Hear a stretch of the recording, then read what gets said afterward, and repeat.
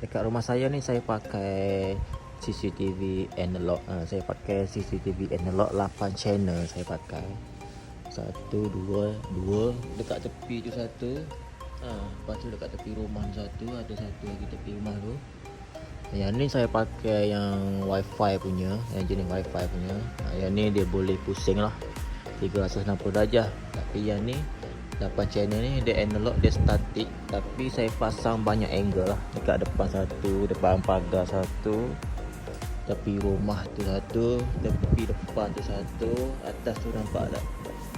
Tu. Lepas tu kat belakang rumah satu.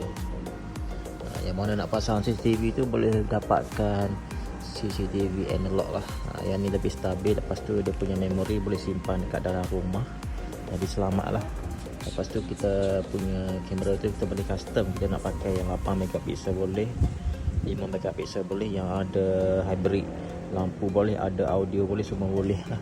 Lepas tu kita boleh select dia punya motion apa semua. Yang best lah, dia punya controller tu kita boleh connect sambungan LAN kabel dengan wifi. Lepas tu kita boleh monitor dengan telefon kita lah. Di mana jua kita berada, kita boleh tengok secara online lah dekat dalam apps dia tu. Nanti saya tunjuk apps dia macam mana. Yang mana nak dapatkan CCTV ni boleh tengok dekat beg kuning lah, ataupun boleh order lah dekat yang ada dekat bawah tu. Senang je nak pasang dia.